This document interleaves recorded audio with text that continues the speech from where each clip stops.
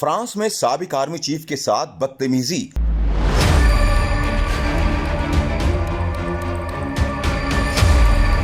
افغان شہری پر ملک بدر کا خطرہ منڈلانے لگ پڑا۔